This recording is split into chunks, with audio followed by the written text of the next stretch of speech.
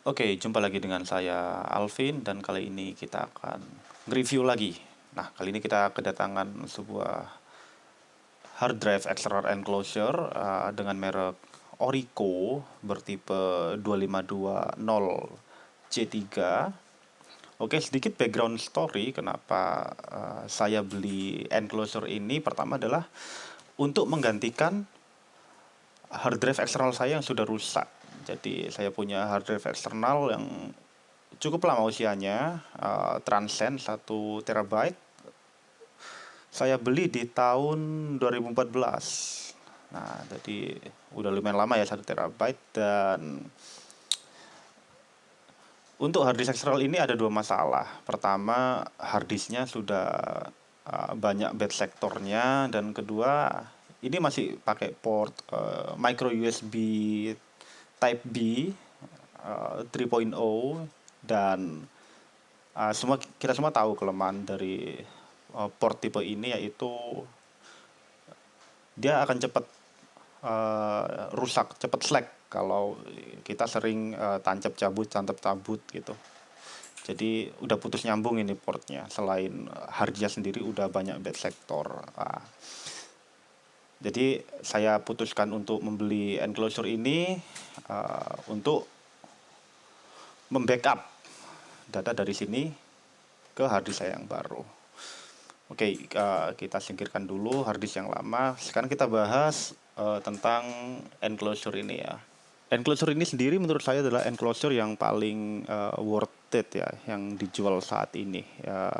Artinya untuk harga yang saya bayarkan, biasanya di marketplace sekitar 90 sampai 100 ribu, kita sudah dapat banyak hal yang cukup modern dan mutakhir. Nah, contohnya enclosure ini sudah support USB atau USB attach SCSI protokol. Nah, kalau kalian nggak tahu USB ini adalah protokol baru untuk menggantikan protokol untuk storage yang ditancapin melalui port USB.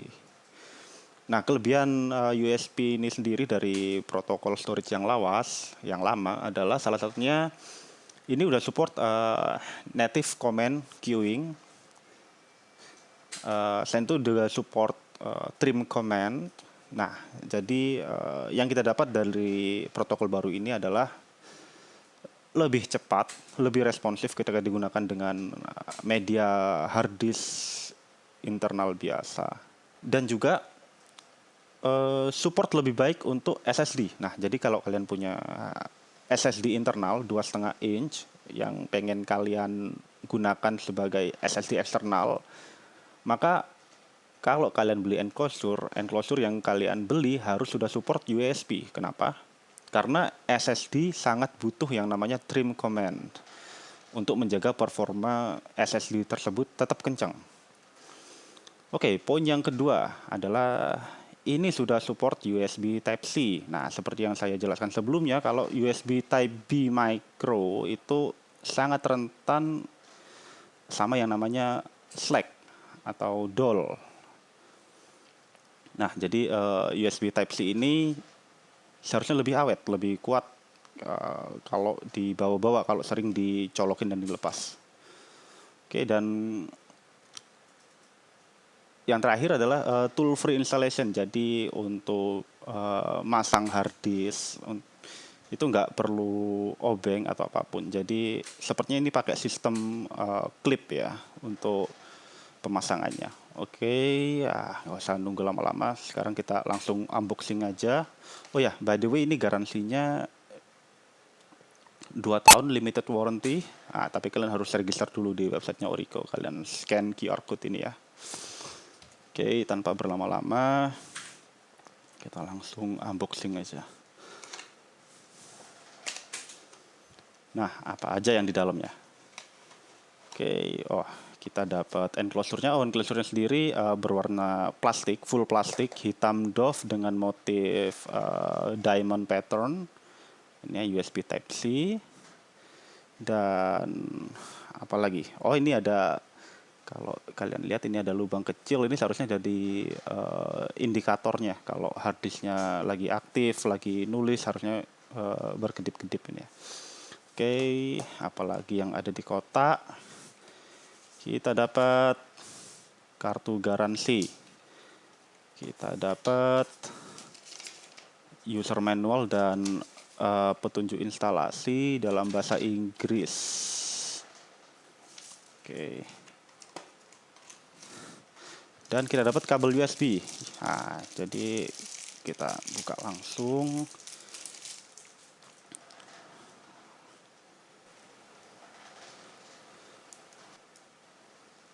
Nah, kabel USB-nya ini warna biru, artinya ini USB 3.0 dengan ujung Type-C. Jadi ini Type A 3.0 ke Type-C 3.0.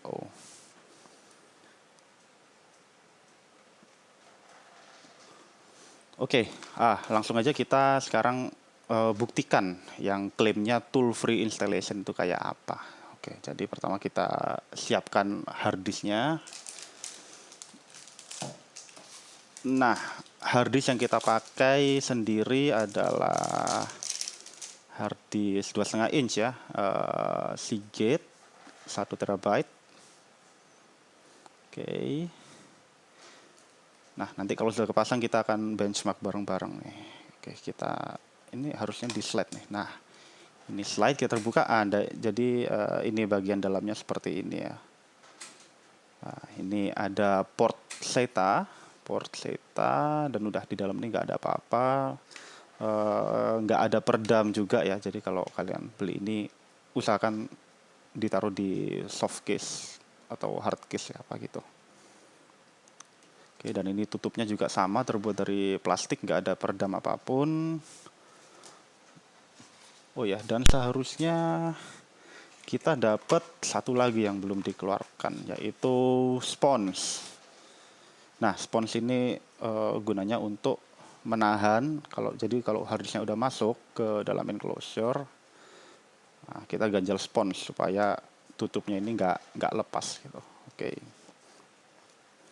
Nah, sekarang kita masukin hard disknya, portnya seperti ini, langsung kita masukin.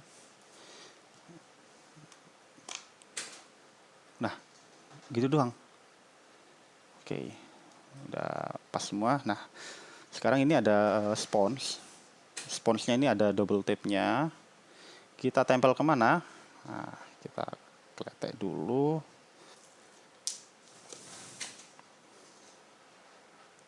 Nah, ini kita tempel ke sini teman-teman. Nah, jadi spons ini nanti akan dengan lembut menekan ke bagian belakang hard disk. Jadi hard disk nggak goyang-goyang ya. Kalau waktu dipakai atau lagi disimpan dia nggak goyang-goyang. Dan dia membantu juga supaya tutupnya ini nggak buka sendiri. Oke, jadi udah gini aja. Spons sudah nempel, hard disk sudah nempel. Langsung kita tinggal di slide doang seharusnya. Oke, pastikan semuanya rapat ya. Ya, 1, 2, 3. Sudah. Bener-bener tool free, praktis, nggak sampai 5 menit kita masangnya. Udah jadi. Oke, nextnya kita pindah ke screen computer. Kita akan benchmark performance dari disk ini sendiri. Untuk membuktikan klaimnya USB itu kayak gimana sih, bener apa enggak gitu.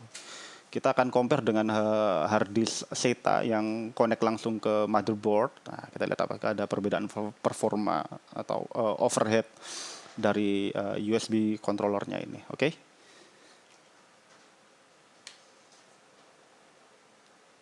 Oke, sekarang kita sudah login ke dalam komputer dan hard drive enclosure sudah saya colokkan ke port USB 3. Mari kita cek bersama-sama menggunakan Crystal Disk Info.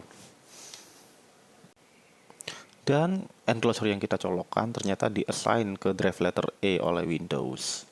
Di sini kita bisa melihat model dan kapasitas disk yang terpasang pada enclosure, serial number, tipe protokol atau interface. Saat ini kita berjalan pada mode UASP. Kecepatan maksimum interface kita berjalan pada mode SATA 3 6 gigabit per second. Kecepatan putaran disk 5400 rpm karena ini hard disk laptop standar. Berapa kali disknya dinyalakan dan sudah berapa lama disk tersebut telah menyala. Nah, karena ini masih baru, maka disknya baru menyala selama 7 jam saja. Nah, ini di sebelahnya adalah hard disk eksternal yang sudah bed sector, merek Transcend buatan 2014. Sudah 8 tahun ya, cukup lama. Sebenarnya bed sektornya baru satu yang ketahuan, tapi kalau masalah data, saya memilih untuk tidak berkompromi sih. Oh ya, berbeda dengan enclosure yang kita review tadi, external hard drive ini masih menggunakan protokol interface USB mass storage biasa dan hanya berjalan pada kecepatan SATA 2 atau 3 gigabit per second. Oh ya, kebetulan saya mengedit video sambil menggunakan data-data dari Sawas garis baru di membaca bed sektor pada hard disk lama. Berikut cuplikannya. Nah, ini barusan kelihatan kalau hard disknya habis nginjak bed sektor. Nah, biasanya tuh tanda-tandanya adalah bandwidthnya jadi 0, jadi nggak ada data yang keluar atau masuk ke disk, tapi activity-nya itu 100%. Nah, jadi pada saat kejadian ini biasanya disk akan hang atau nggak bisa diakses. Oke, sekarang mari kita lanjut ke benchmark. Untuk proses benchmark, kita akan menggunakan Crystal Disk Mark. Sebelum memulai benchmark, kita pastikan dulu melalui Task Manager kalau semua disk yang akan kita uji benar-benar dalam kondisi free atau idle, sehingga tidak akan mempengaruhi hasil benchmark yang akan kita lakukan. Adapun disk yang akan kita benchmark dan bandingkan performanya adalah disk D yang merupakan hard disk internal yang tersambung langsung dengan motherboard, sedangkan disk E adalah hard disk SATA yang kita pasang pada enclosure Orico yang sedang kita review, dan disk E adalah disk terakhir hard drive eksternal Transcend yang masih menggunakan protokol USB mass storage biasa. Mari kita start benchmarknya, dan yang pertama akan kita benchmark adalah hard disk internal yang terhubung langsung dengan port SATA ke motherboard.